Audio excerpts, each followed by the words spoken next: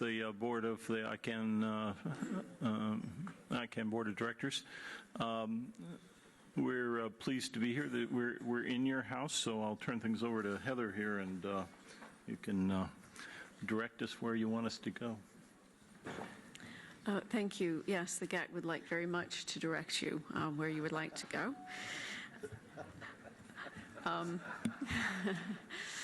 So welcome to the board.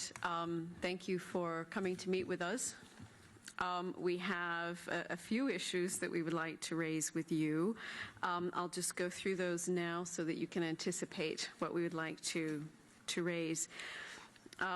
So first of all, we would like to raise some process questions regarding advice and responses, in particular the response or the timing of it related to the GAC communique. Then we have some questions related to the Registrar Accreditation Agreement and questions that were asked of GAC members regarding procedures for handling who is conflicts with privacy law. Then we have a question about being updated regarding the due diligence recommendations that were identified by law enforcement that the GAC supported, and whether the board considers those addressed. Then we have a question or a reminder about an issue in the board GAC recommendation implementation working group, which, as you know, is to implement the GAC-related accountability and transparency recommendations.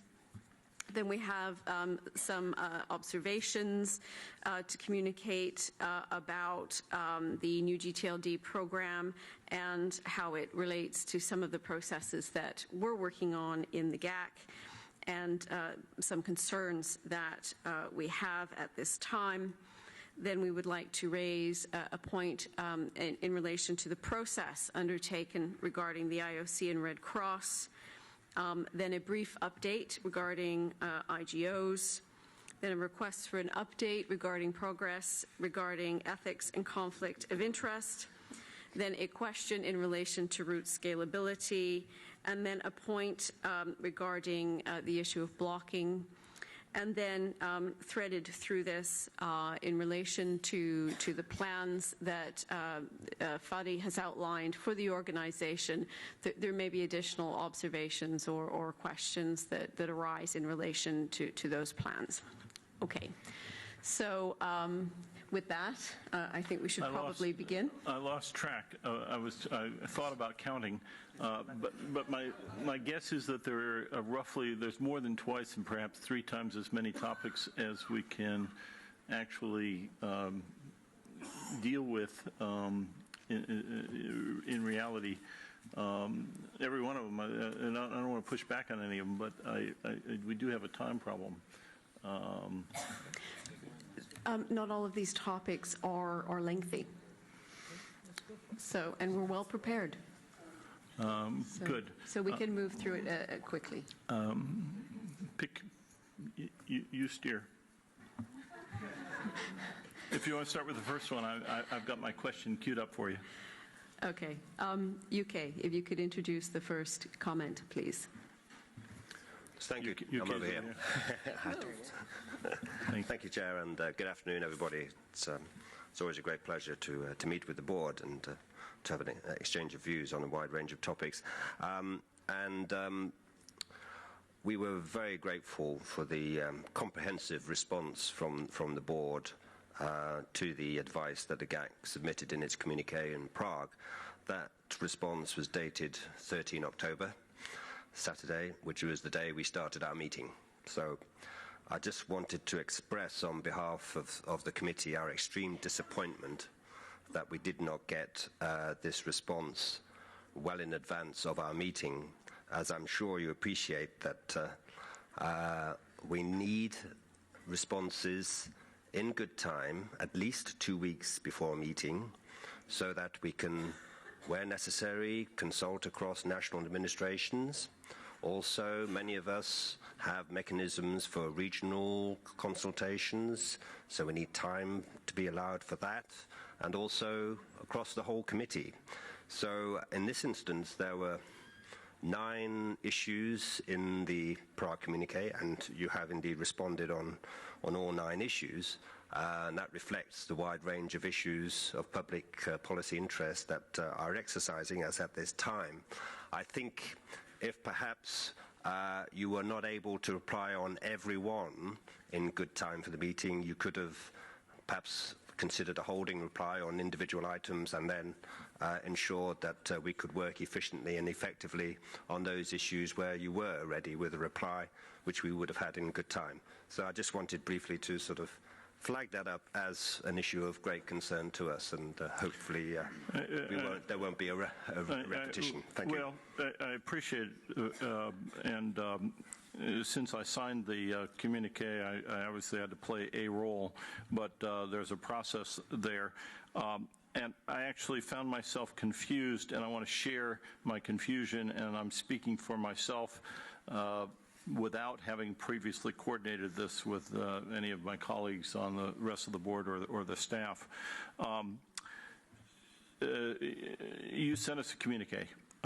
We have had a long discussion, very effective, to build what's called the GAC register and to find a process that is intended to take advice from the GAC and enter it into the register and slice it up so that we could deal with each piece, and a 4-step process for entering it in, getting assurance that we've heard you clearly, getting an assessment of how long it would take to answer or deal with each one, then the process of actually responding, and then a wrap-up for each one of those. I labored, and again, I'm speaking quite personally here, I labored under the misconception, apparently, that was the process, and so I was caught unawares that a response to the communique in the classic sense that we've always responded, that is a letter going back, responding point by point. I don't have any objection to that, but I actually am a little confused as to what the relationship is of the formal response that we send back to this register process. And I don't, probably not best to use this time, but I say this as a substantive response to your complaint, which I fully understand and take on board, in that I think we're mutually interested in making the process as efficient as possible. And I think we're at the late stages where it's just a little bit more discussion and we can iron out what that process is going to be, because I think we've built a very strong foundation for trying to be effective and efficient about processing the communications from the GAC. And again, I'll emphasize that perhaps the staff and perhaps the members of the board GAC working group are more knowledgeable of this, but I'm not sure I quite see how all the pieces fit together. But I do believe that we have all the bases there, and that a little bit of further coordination will solve that problem. Thank you. Okay. So with that, I think we can move to the next item, which the U.S. will raise in relation to the Registrar Accreditation Agreement and a request made to the GAC. Thank you, Madam Chair, and thank you, colleagues from the board. It's always, as usual, nice to have this opportunity for the direct exchange. This should be fairly brief. It's more of a question for clarification as to timing. As you all know, we did receive from staff a set of questions about the existing ICANN procedure for handling WHOIS conflicts with national privacy laws several weeks ago. It was a very, very interesting letter, and I think it posed some very good questions for us. That letter did not contain a specific deadline per se, and in meeting with ICANN staff and the registrar negotiating team in September, it was our understanding then that the registrars themselves were going to also look at the procedure, and the goal was on all parties' parts to determine whether that procedure needed to be updated or tweaked or slightly amended. Did we need to bring it more up to date? We had been contemplating or expecting that we would perhaps link a GAC response to the original letter to whatever RAA text was going to be posted for public comment, and we would tackle them at the same time. However, we have noted that in your written response to the GAC Prague communique, there seems to be a suggestion that you are going to provide the GAC shortly, and I'm quoting now from the letter, with some proposed revisions to the ICANN procedure for our consideration and input, which suggests to me that we no longer need to actually answer the original letter. We're waiting for new text. So I would appreciate clarification there. But the more important point where we would really benefit for some clarification is the next paragraph that says, quite correctly, these are important areas, the crux of the negotiations. ICANN will continue to work with law enforcement and registrars to develop an agreement that meets law enforcement goals. Until agreement is reached in these key areas, ICANN has postponed the posting of a jointly negotiated agreement. So now we're left sort of confused as to, are we to expect a set of revised questions on the procedures for handling who is conflicts with national privacy law? And is that now a precondition to posting a revised RAA agreement for public comment? Because, of course, we will still wish to review the agreement and provide comment. Thank you.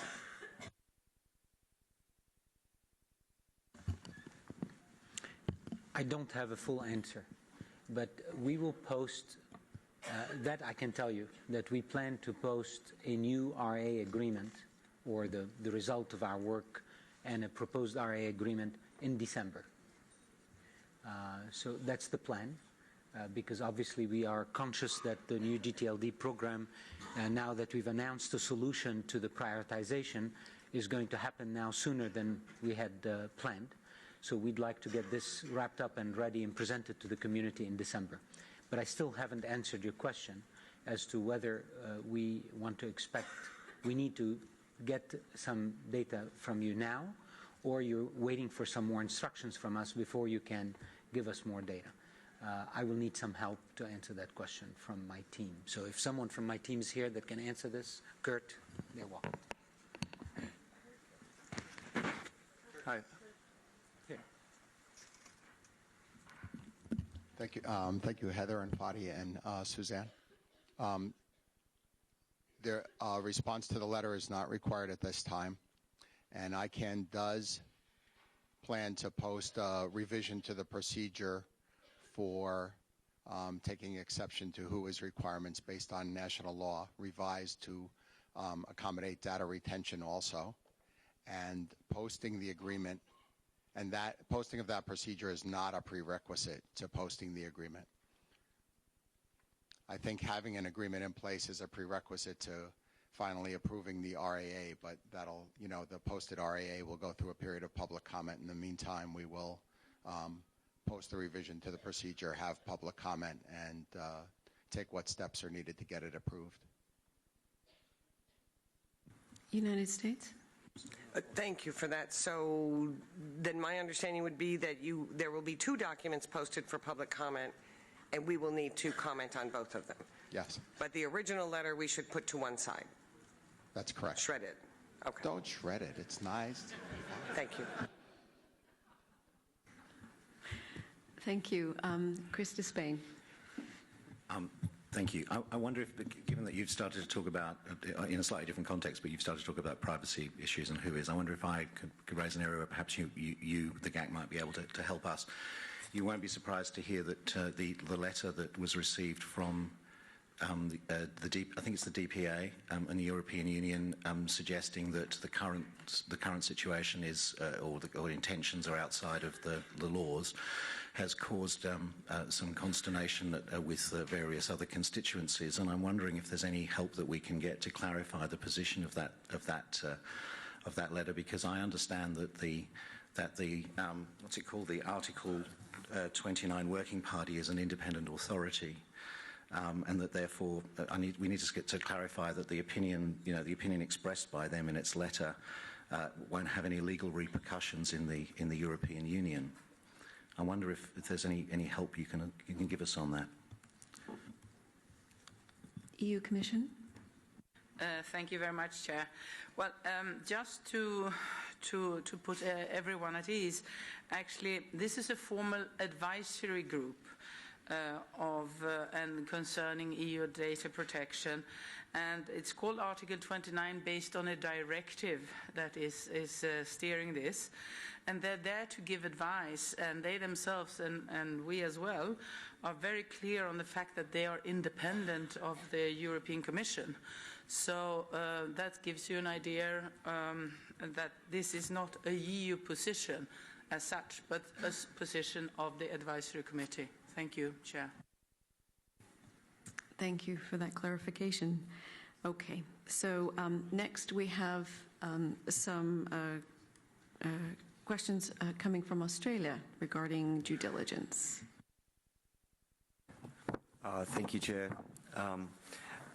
I'll try to be very brief. It's really seeking a clarification. As I've mentioned in previous meetings there, and as many know, I guess, there are two parts to the law enforcement recommendations, one which deal with amendments to the RAA, and a second part which deal with due diligence activities, recommendations for ICANN. I understand there's been progress in a number of those areas, and it appears that the board's response to the Prague communique seems to indicate that there's progress in another area, or mentions some auditing and so on. But I'm just not clear whether ICANN feels it has fully implemented those recommendations. There's 4 of them, and I know there's been progress in some areas. There appears to be progress in others, but I'm simply not sure. So some clarification at some stage as to whether ICANN considers there is still anything outstanding in that area, or anything that it's not going to do for some reason, just would be very useful.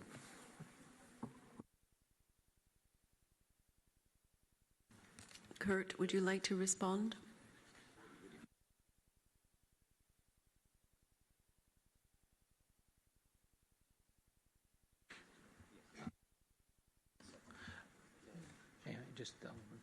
So we have made very good progress with the law enforcement community in a number of meetings we had, and Kurt will comment on these. We have finished the discussions with them and with the community, and we're now incorporating the output of that into the new version of the agreement. I'm not sure if Kurt wants to comment on some of the details of where we are with that, or we should wait till this is posted in a couple of weeks here, in a couple of months, but I'll let him comment on that. He may have more details on this. Australia? Yeah, thank you. But just to clarify, it's a separate issue, as I understand it, from the RAA process. So there's a number of recommendations about amendments to the RAA, and then some separate things which ICANN can do administratively, effectively. So it's a question about those ones in particular. Bruce Tonkin? Thank you. It's Bruce Tonkin speaking. I think what Australia is referring to there is that there's a registrar accreditation agreement which is currently being negotiated, which is the agreement with an accredited registrar. I believe Australia is referring to the process that happens before that, effectively before a registrar is accredited, and that there's a series of due diligence requirements that staff use before accrediting a registrar. And I think the question from Australia is, have those law enforcement recommendations been taken into account in ICANN's accreditation process? I believe that's the question, and if we don't have an immediate answer, perhaps we just agree to get an answer back later if someone's not available to respond. I think we're going to have to provide an answer later. This is Kurt Pritz. We have recently upgraded the accreditation process to include background checks, for example, as part of the accreditation. So within the past year, that's been included. But as far as including the remainder of the law enforcement recommendations, as far as the law enforcement recommendations as part of the accreditation, we'll respond more fully later. Thank you. Okay, so next, Egypt, as one of the co-chairs of the board GAC recommendation implementation working group, you wanted to raise a point with the board today? Thank you, Chair. And very briefly, just to bring to the board's attention two suggestions that were made during the BGRI working group meeting on Sunday.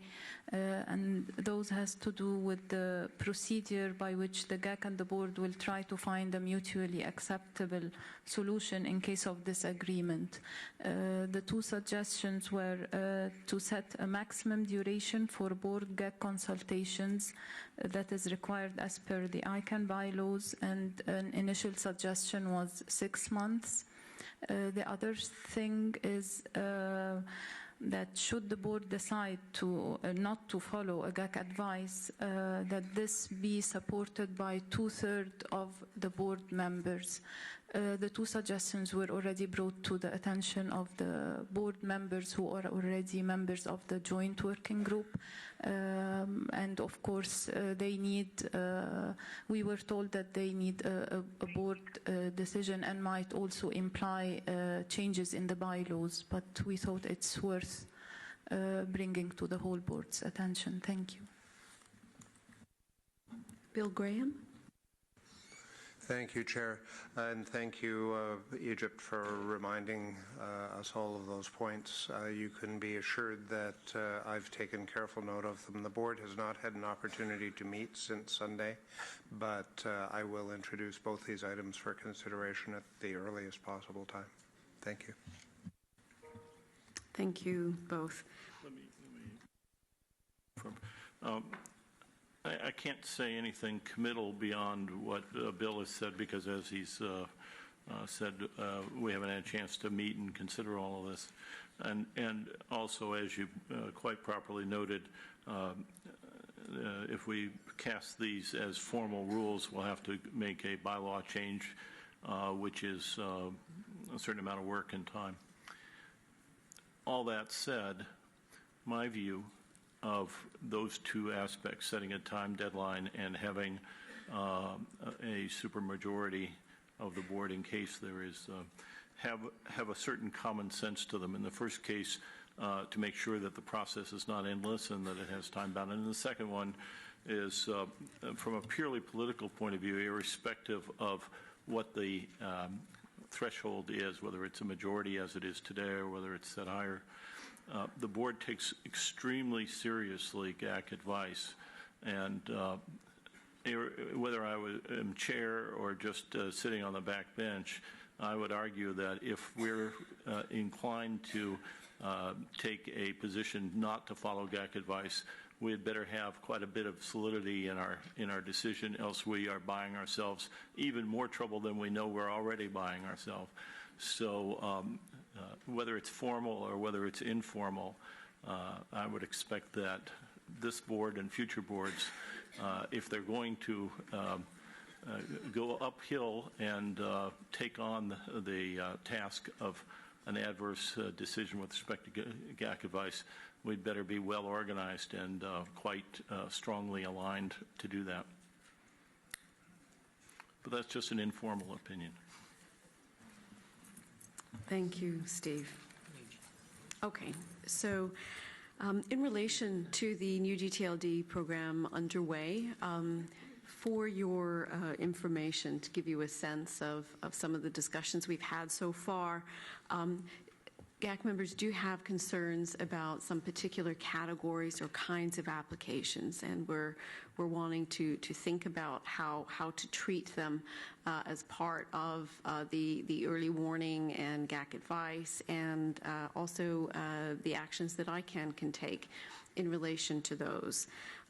Some questions we had was how, in fact, applicants will be held to the commitments that they undertake to do certain things with their top-level domains, and how applicants may be constrained via contracts and so on. If an accommodation is reached, for example, between an applicant and a government or governments about a potential concern or concern that's been raised via the GAC member or the GAC later on in the process. So these are the things that we're pondering, and whether you have initial thoughts or suggestions in relation to those concerns, now would be the time. Thank you. With regard to incorporating restrictions into agreements and enforcing them, the guidebook is written so that if an applicant registers themselves as a community applicant and identifies the restrictions associated with representing that community, those restrictions will be included into the agreement. And then ICANN will hold the applicant to that.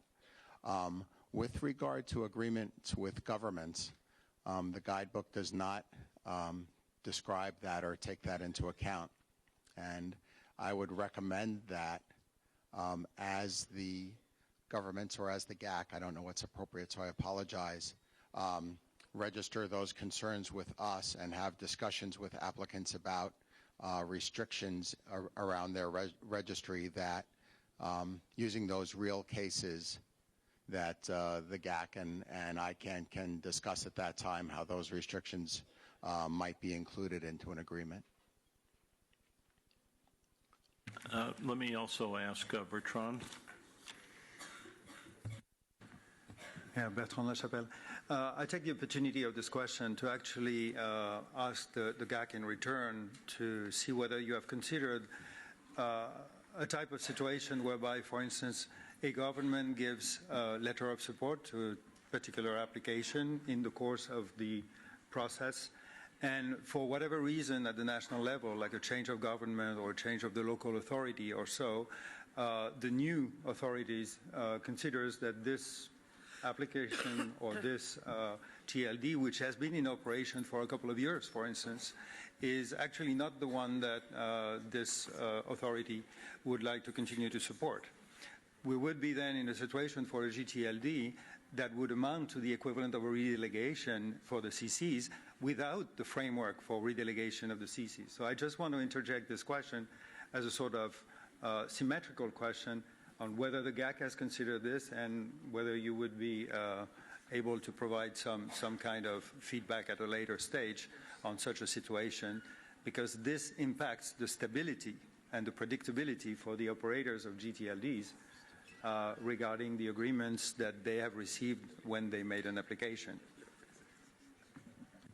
Thank you, Bertrand. I have Australia and Christus Vane, please. Thank you, Chair. Thanks very much to Kurt for the answer to the question. I just want to hone in a little bit more specifically, if that's possible. So I'm very encouraged to hear that. So I guess it's the answers in response to question 20 in the community applications, so that there will be they will turn up in contracts and be enforced.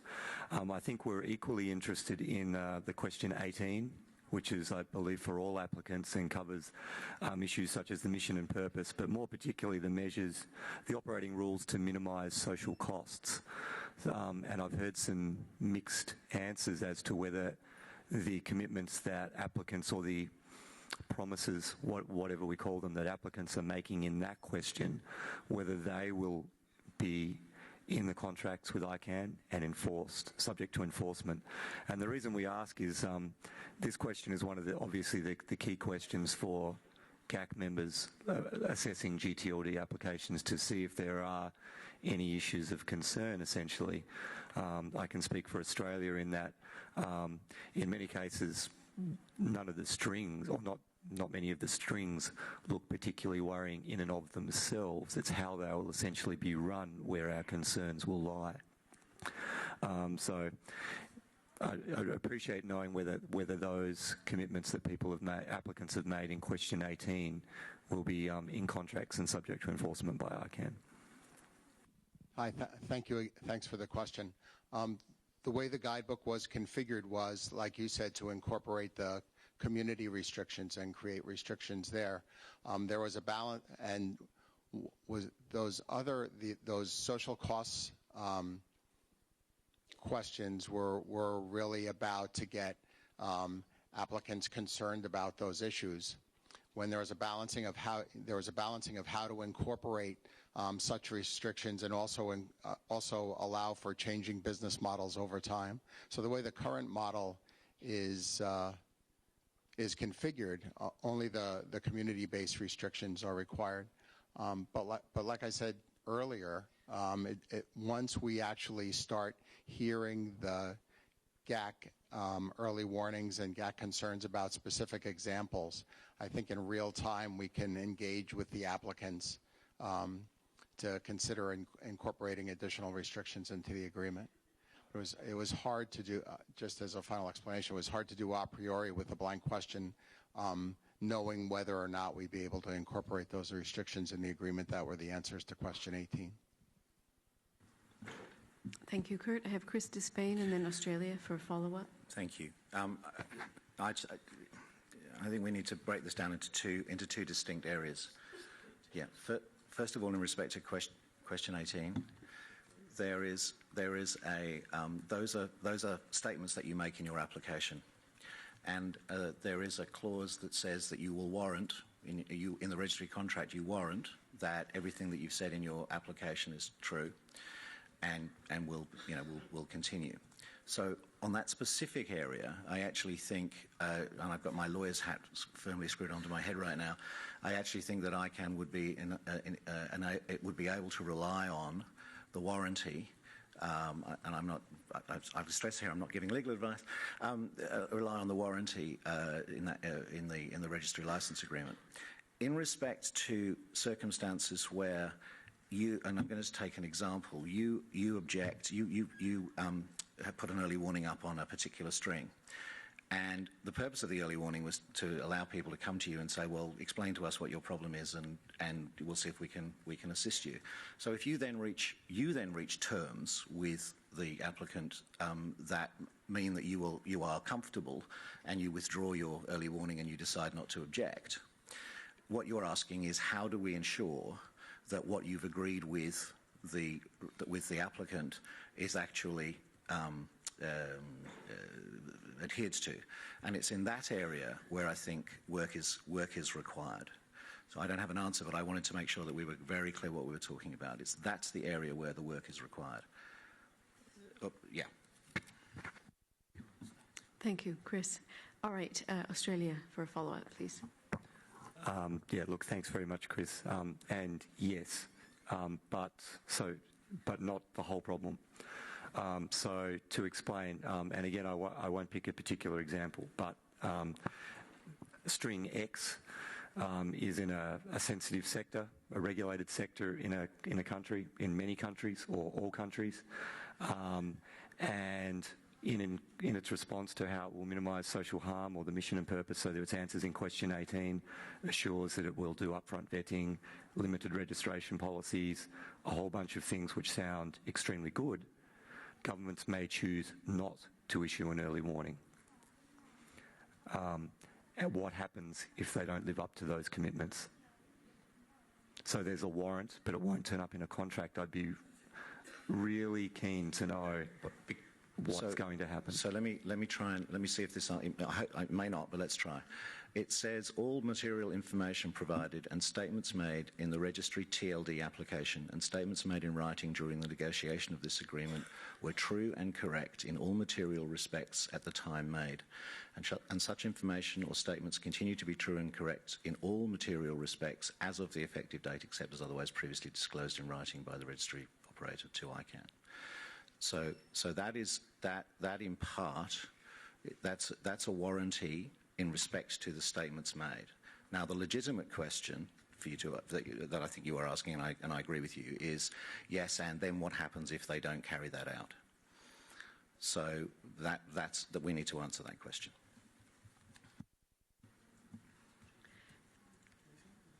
If I can just add, I have a few requests to speak, but part of the question is what happens, what is the process when there is a change or a material change later on as well, correct? So if we could receive an answer about that as well. So there's how to warrant the contents of the agreement, but then if you're expecting that things can change over time, and we've noted that they can with the existing top-level domains, then what's the process for that? Okay, so I have UK, Spain, and Germany, please. Yes, thanks very much, Chair. This, I support very much what Australia is positing here, which is reflecting what a lot of our regulators are saying. They're saying that, on the face of it, some of these proposals seem to have due regard for the public interest, for the consumer interest, for these these registries which are going to be targeting areas of activity which are regulated. And they're regulated because there are inherent risks, extensive risks, and there is extreme nervousness, certainly in the UK, and I know it's shared by other administrations too, about certain sectors: healthcare, financial, charities, just to name three. Those are actually the three really very obvious ones. So what we're looking for is assurances that ICANN will follow through and ensure that there is good governance in those registries, that they do adhere to what they say they will commit to do in terms of respecting consumer interest, the status of the professions that they are engaging with, the authority and consent of certain activities, be they charities, banks, health providers, and so on. So that's what we're sort of reflecting here, and we will discuss this further in the GAC, of course, but we wanted to flag this up now. And, you know, we've all been relying on the answers to question 18, but that's just the start of the story. And while I'm at the mic, just come back to Bertrand's point. We haven't had a discussion of that with regard to government or authorized geographical GTLDs, which you posit a scenario where there may be some change in the situation. We'll give that some further thought. I just want to make the point, which I know Kurt is aware of from an exchange earlier in the week, that the UK would like to see those government-authorized GTLDs be considered alongside the IDNs in that first phase of evaluation. That's the UK position, and I know it's shared by other administrations. Thank you. Thank you, UK. So, Fadi, would you like to respond to those first points? Yeah, simply to say that these are important questions and they can't be answered on the fly like this. I took note of it, and we owe you an answer, certainly on the question of enforcement and the assurances that the UK was seeking. So we took note of that. And as to the request for prioritizing geographical GTLDs or TLDs, we also have noted that, and we will respond to that as well. Thank you. I need to be clear that that's something under discussion in the GAC, so that's a proposal from the UK. It isn't yet a GAC view, but it's in relation to our interest in certain categories and thinking about what are the related issues to those categories. Yeah, simply because we're receiving these requests also from outside the GAC.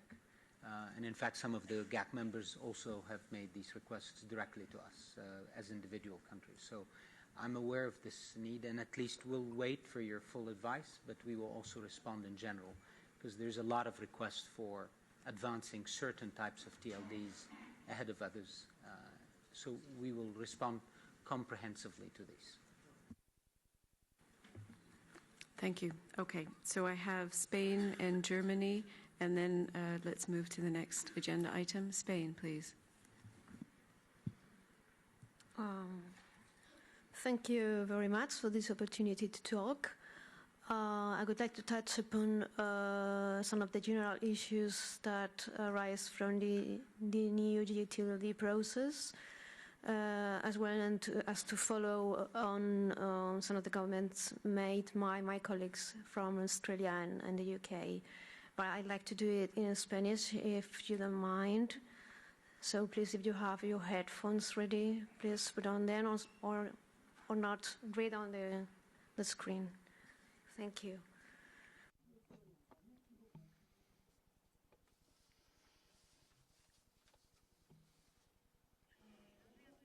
The other day we had a presentation on a proposal to establish a certain order for the allocation of the domains that have been requested. I hope that proposal is not closed, it's not completely closed, and I hope some changes can be admitted and that the possibility to introduce some modifications is admitted as well. I would put a note to this system, and it's a fact that it's very neutral, very objective, but I think it does not respect the principle of equality, in the sense that the principle of equality implies trying, or rather treating, the different applications in a different fashion, and I think this hasn't been really taken into account. With a specific treatment to the applications that have certain peculiarities implies not to apply a random criterion, but rather to consider public interest principles and considering the aim of increasing the diversity, cultural diversity, geographical diversity, etc. on the Internet. In this sense, I believe it is a good idea to have placed multilingual domains in the first place, even though there are some applications in this group which do not really come from multilingual countries, but actually they attempt to obtain domains that are already existing, but they want to have the translations in their respective languages. I think this is something that has to be reviewed. I support the position of the United Kingdom of giving priority to geographical domains that have also been supported by the respective governments, in the sense that they will serve to convey values, interests that are public. I would also add to that list the community domains that have been qualified as such by the communities and that have the support that is so required in the applicant guidebook of the representative organizations. And I would also like to point out that according to the numbers I have, community domains are 84, geographical domains are 66, and IDNs are 116. In comparison to the 1,930 domains that have been requested, I think putting them in the first place wouldn't really imply a hassle. But other ideas in this line of considering other interests that need to be considered when proposing this automatic system include, for example, why not giving priority to those applications that have only requested for one domain and have not requested 10 or 20 domains, or 77 or 100 and something as some have required. I think that some who have applied for such a long number do actually have an interest of making use of that domain, aside from the financial profit that they can get. Another idea is to place in that first place those applications that are coming from organizations that are established, and I insist in these words, that are located, established, based in countries in Africa. The African applications are 17, and then they are followed by Latin America and the Caribbean. These are 24. Asia Pacific is 303, and I insist on this because these are not very large numbers to alter the system that has been designed, but it would be a gesture by ICANN to the rest of the world, in the sense that ICANN is considering the public interest. I would also like to remind you that, at least in my country, ICANN does not appear in the news. It has been in the news precisely because of these process of creating new domains, and I believe it's very important that ICANN take advantage of this process to improve its image in the world. Certainly, well, sometimes the image we have of ICANN is that this is a multi-stakeholder model, and this is very good, and I support that. We are applying this in our country, in our government policies, but in the end, it's the same companies that get a benefit from this. This is an organization that continues to look to itself. It seems you're only considering the registering companies, that register domains. And when this process has an impact, a tremendous impact, a very huge consequences in companies that do not really administer anything. But actually, this depends on the internet. And so, following this line, I support the comments made by my Australian colleagues. We, the governments, are concerned by the consequences that these can have for entities that have not really looked for this process, but they will see that their rights are affected by these new GTLD programs. I'm sorry I have talked for so long, and thank you very much for paying attention to me. Thank you. Thank you, Spain. These questions were discussed to some extent yesterday as part of the high-level meeting, and those messages will be communicated. I think what is most pressing for us this afternoon are the tasks in front of the GAC presently, which relate to GAC early warning and GAC advice, setting timelines, ensuring that there is clarity around what mechanisms exist in relation to the applications and the commitments that are being made, and how any agreements that can be reached with applications around concerns can be accommodated in one instrument or one mechanism or another.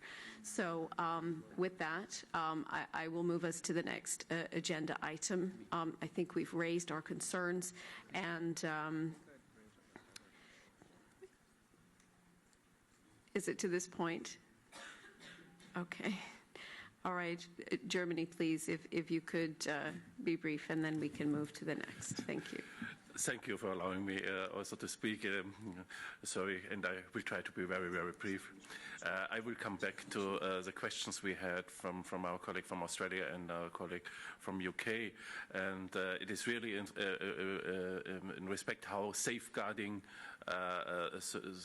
public policy interest in respect of the new GTLD process, and in particular in respect of some of the GLD in a regulated markets.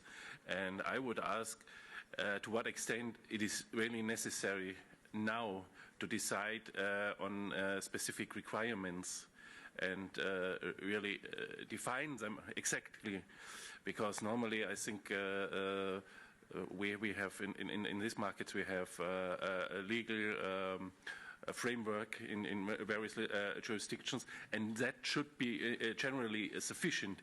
But if there is some kind of misleading of a GTLD, then I think we have still some possibilities. And if I say me, it's the GAC on one side, but I think also ICANN has a possibility to intervene.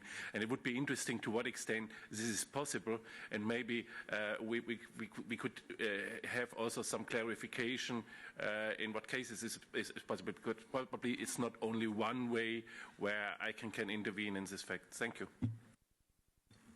Thank you, Germany. Okay, so with that, let's move to the next item, which relates to the process followed in relation to the IOC and Red Cross, and I'm looking to the United States to raise this with the board, please. Thank you, Madam Chair, and I won't be very long on this, so I hope I can help us make up for some lost time. We have taken note, obviously, of your September 13, I believe it is, your resolution. and we have an eye on the January 2013 date that you have established. We are also, of course, very mindful of a recently posted recommendation from the GNSO's drafting team on the IOC Red Cross issues. And we just wanted to flag something for you today because we don't have sufficient time to engage in a more detailed conversation. I think we would quite like to do so at a future meeting, and a lot will hinge, I believe, on what happens inside the GNSO with this recommendation and whether the GNSO does in fact determine to accept the recommendation to initiate a PDP, a policy development process.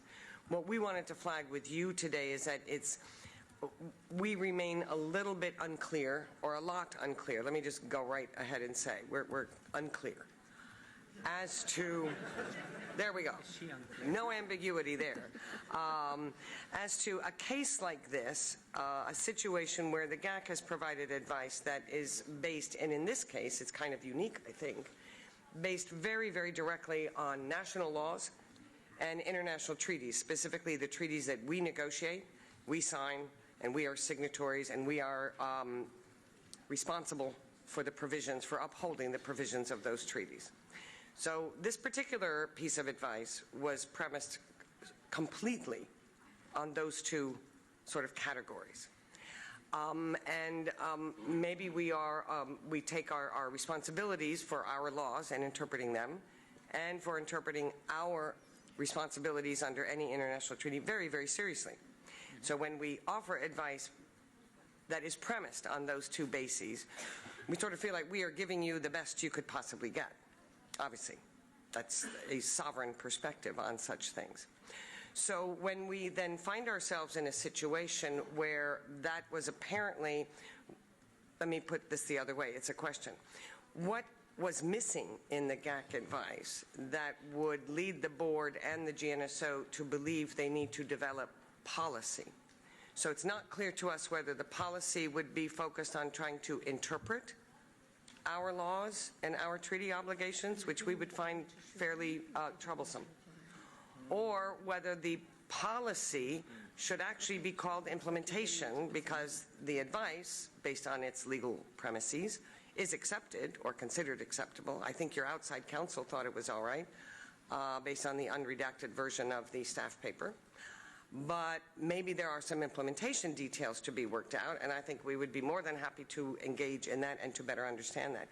What I think is leaving a huge question mark in our minds is where is the policy requirement coming in, and how do we then interact with whatever that process is. So again, not to be debated today, but I think it has come up for those of you board members who are not members of the BGRI, and as Bill pointed out, you haven't had a chance to kind of review things. We have kind of floated that as a possible case study, because this, I think, raises a very important question for all of us. Thank you. I'd like to offer a comment. I think there is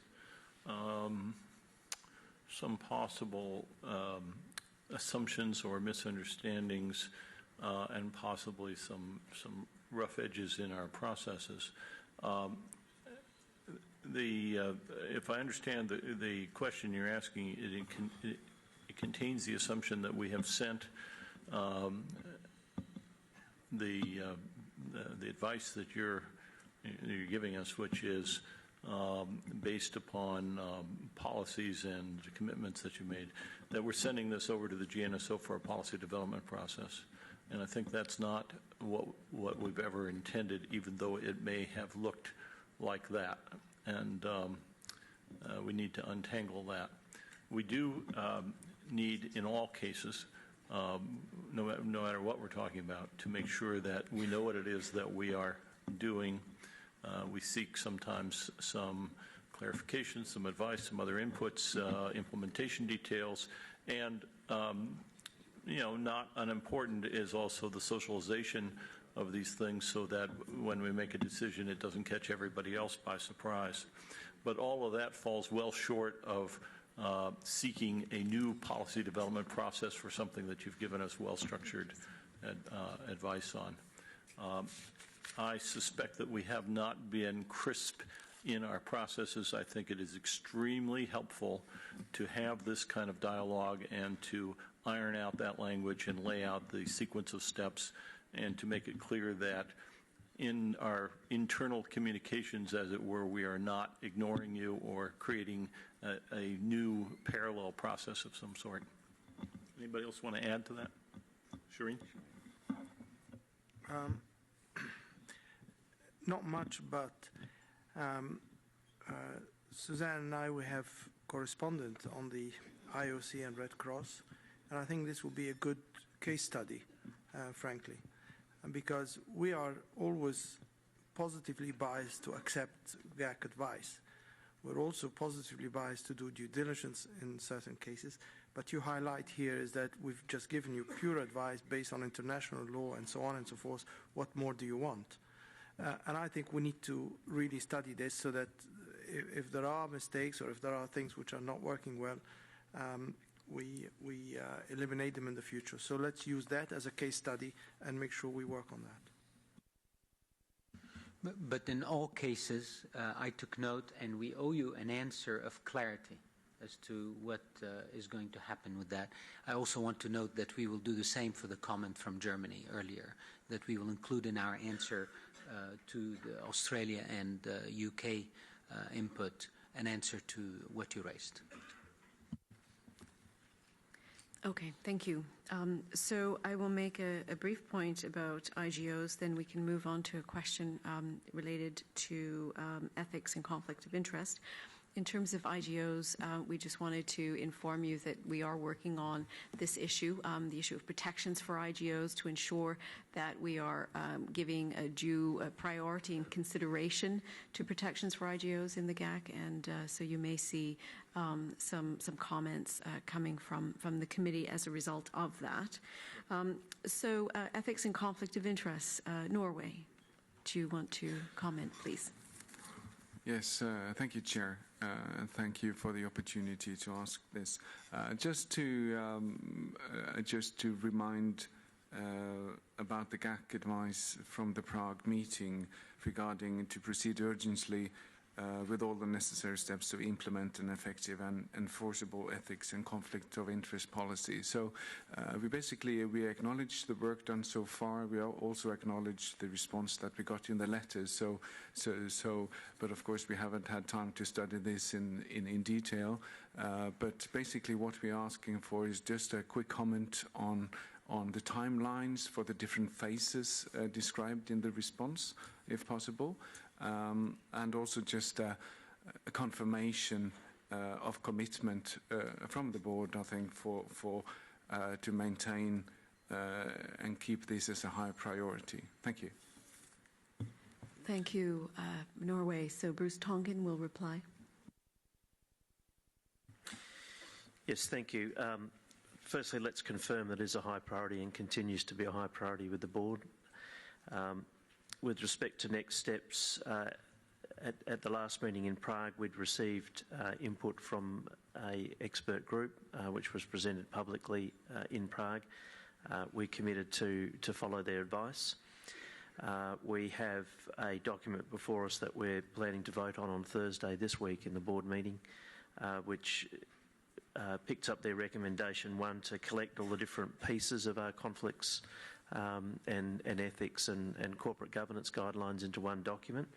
That is now one document. It's about 11 pages with 28 sections. It has sections like a summary of our commitments with respect to the post-service limitation that had been of concern to the GAC and other members, as in what happens when a board member leaves the board. So we have 2 paragraphs on that, just giving an example.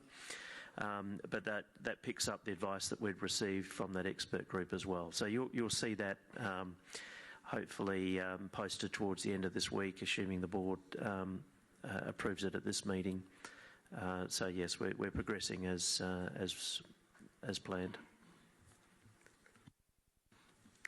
Thank you for that, Bruce. Okay, so next we have the issue of root scalability and Sweden, please.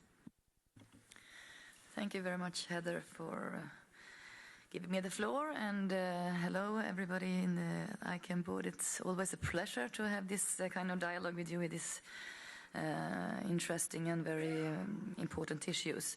Anyway, this root scalability issue is a favorite subject of mine, but I'm going to give it a little bit different perspective maybe. And thank you also so much for the answer to our Prague communique, which covers also this issue about the root scalability. And according to what you're saying is that actually you're going to have a new process actually that will be defined to accommodate slowing down, halting or reversing entries. So that's very reassuring, and you're also working together with the root system advisory committee, which is also very reassuring. And in parallel with that, we got a presentation from Kurt Pritz the other day about, let's see here, the introduction of actually the drawing prioritization is a document called, and according to what I understand there in the discussion we had, which I pointed out actually, is that it's more, instead of having a number, like we can have thousands a year and that works, and 1,000 plus 1, then it suddenly doesn't work. That's not really the issue, which I also raised the other day. It's more like the pace and how you can actually adjust the pace. And what Kurt also pointed out, which is also covered in the document and also in the presentation, that are going to be chunks with approximately 20 weeks or something like that. But even though there are figures and numbers in that process, I think that the pace is the most important here. The last issue I want to raise is actually that you're talking about, according to what I understand, about technical evaluation and measurements.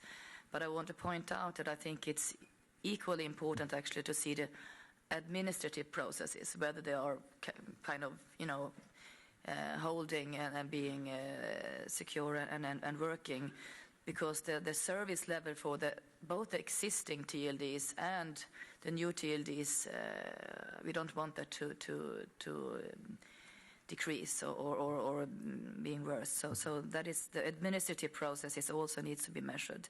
So this is information I think we probably need to come back with and have more dialogue while you're working with these measurements and how you proceed together with the important stakeholders that you are dealing with in this issue. Thank you very much.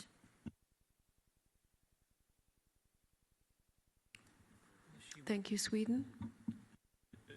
Is there...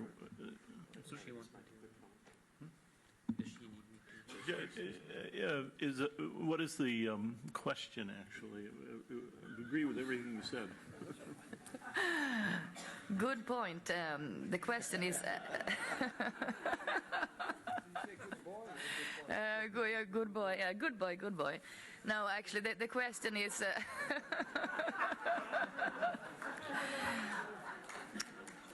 Well, I didn't actually have any question.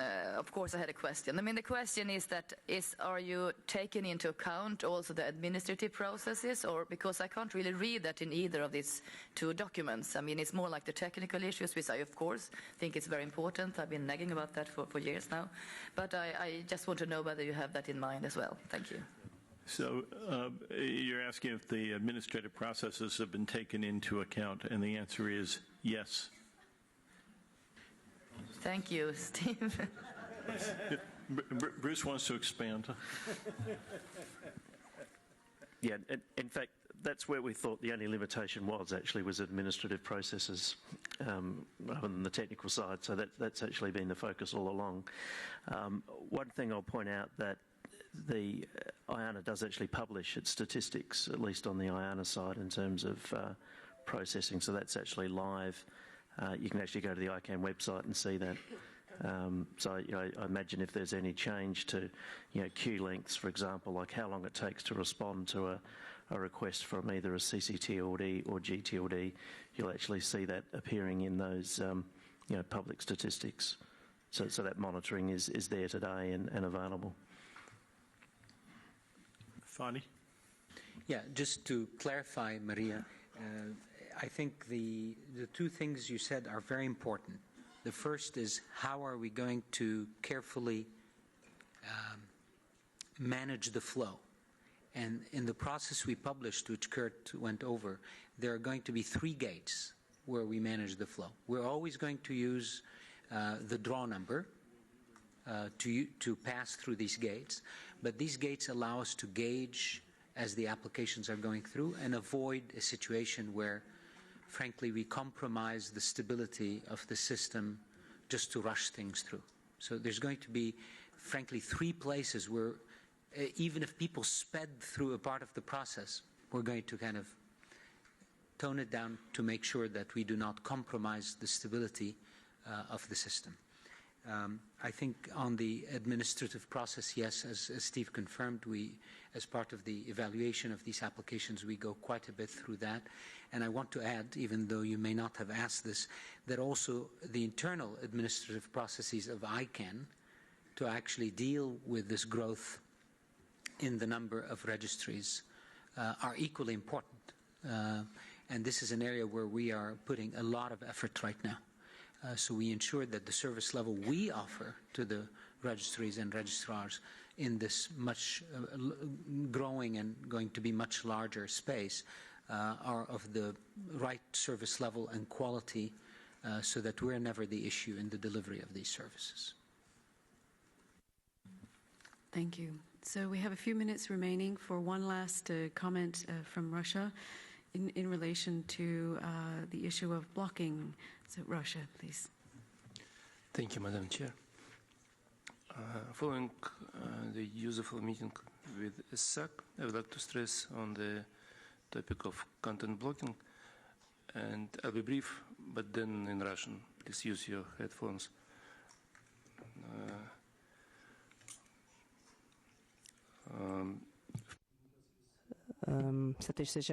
In the ISAC presentation, there was an analysis of DNS blocking. It became even more clear that the methods are either ineffective, inefficient, or they impact DNSSEC, for example, or alternatively, they segment the net. It's clear that probably issues having to do with unwelcome content, it is probably better to solve them at the service level. However, the main conclusion is probably that we would need to come up and develop recommendations on the methods for filtering and blocking content.